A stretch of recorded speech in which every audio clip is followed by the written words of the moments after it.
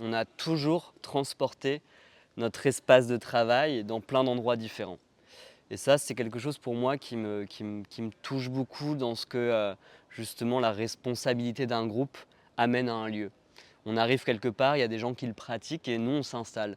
Et on ne peut pas être très lourd, on peut pas être imposant, il faut savoir s'adapter aux contraintes. Et je pense que la contrainte de chaque espace vient infuser toute l'écriture du spectacle, toute la dramaturgie, tout le rapport à justement recréer sa maison, comme ici à Avignon, où il faut revenir comme ça aussi, s'installer dans un lieu où plein de choses sont déjà passées.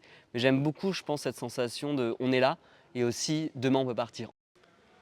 Je pense que plein de sensations sont possibles, mais il y a quand même un travail sur la rupture dans ce spectacle-là.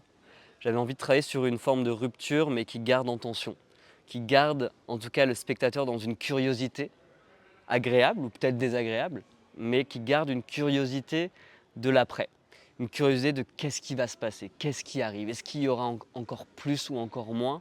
Et je pense que j'avais vraiment envie de travailler avec ces lignes-là, et c'est assez complexe, c'est vraiment une ligne de crête à trouver, je pense. Et c'est de trouver en fait finalement une forme peut-être un peu exigeante avec ça, qui n'est pas forcément facile, mais de pas forcément non plus tomber dans une déception ou dans une frustration.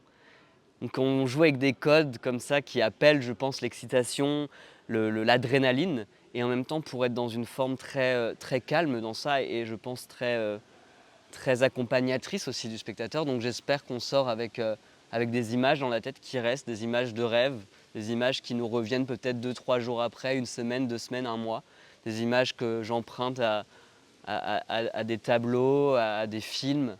Ouais, c'est composer un rêve. Donc je pense que c'est aussi de vouloir redonner aux spectateurs, je pense, la confiance d'imaginer et de voir ce qu'ils ont envie et de connecter ça à leur propre rêve. Je pense que le spectateur a un statut très important dans ce spectacle-là. Il complète l'image pour nous. Il complète aussi l'adresse de ce spectacle-là. On a beaucoup travaillé à vue. On s'est très peu caché pendant cette création.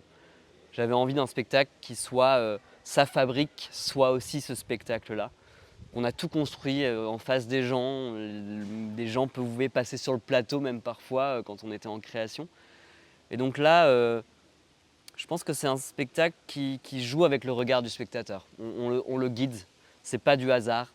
C'est pas de la chance ou pas de chance, ça arrive aujourd'hui ou demain. Il y a quand même quelque chose de très écrit. J'ai beaucoup réfléchi à cette question du zoom, de la caméra, de quel focus j'offre au spectateur sur un tout petit détail ou sur quelque chose de très global, et de laisser le choix d'avoir plusieurs focus sur lequel s'accrocher en tant que spectateur.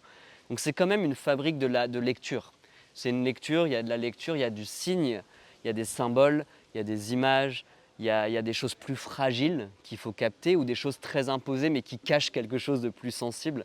Donc je pense que c'est la place du spectateur, elle est à l'endroit de la curiosité. Je pense que j'ai envie d'éveiller une curiosité quelque part chez le spectateur, et je pense que pour les grands curieux, c'est assez stimulant. Je pense que c'est quelque chose qui donne plein de rebonds et plein d'accroches. Il y a plein d'accroches tout le temps.